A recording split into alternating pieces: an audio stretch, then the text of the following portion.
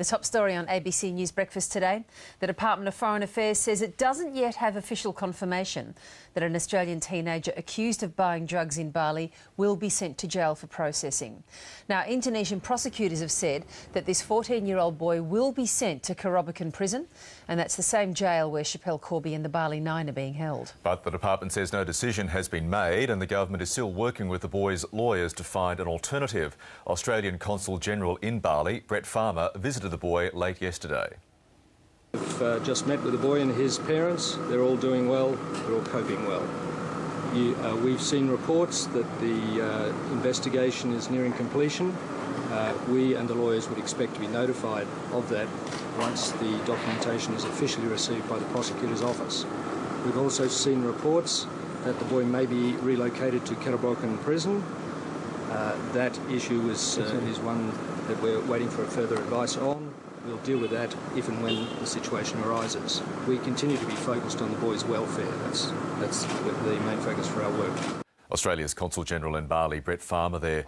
Well, for more, Melissa Clark joins us now from Canberra. Melissa, good morning. We have a pretty short statement from the Foreign Affairs Department further to what the Consul General had to say.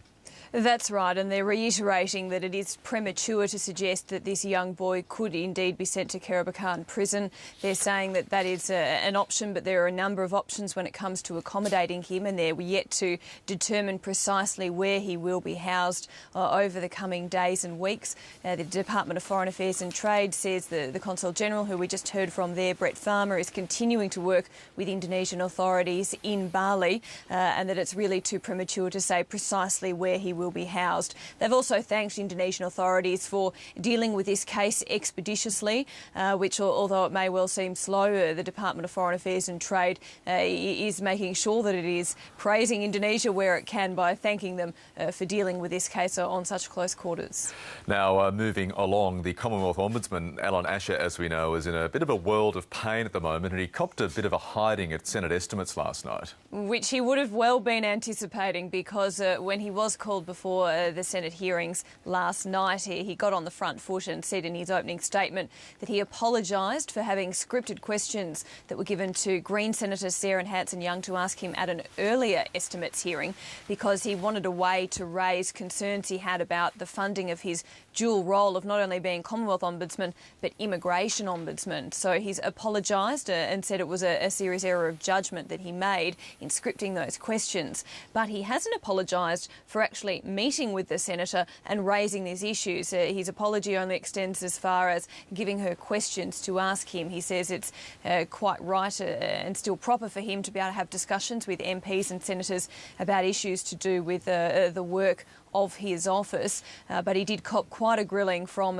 veteran Labor Senator John Faulkner about what precisely this means for the independence of his role. So it was a much abashed Alan Asher before the Senate estimates hearings last night. And finally, Melissa, those politicians a bit nervous about potentially losing their seats at the next election, whenever it's held, can breathe a bit easier this morning. Well, there's a little more feather in the pillow at the bottom of the fall for some MPs, because those who do lose their seats at the moment, they get about 3 months of their base salary paid out to them. As something of probably a redundancy payment is the closest equivalent. They call it a resettlement allowance, but basically if you're an MP or a senator and you lose your seat, either at an election or because your party doesn't pre-select you, or you need to leave for some other reason, there's a recognition that given you might not be sticking around in Parliament, you get a payout. Well, the Remuneration Tribunal has now determined that for MPs and senators who serve more than one term, that's probably not enough. They will in fact get 6 months of their base salary paid out to them as an allowance. Now, at the moment, that base salary is around $140,000. So you're looking at about half of that paid out in lump sum to MPs who've served more than one term and get booted out of office. Or help in the resettlement process, undoubtedly. Melissa Clark in Canberra, thank you.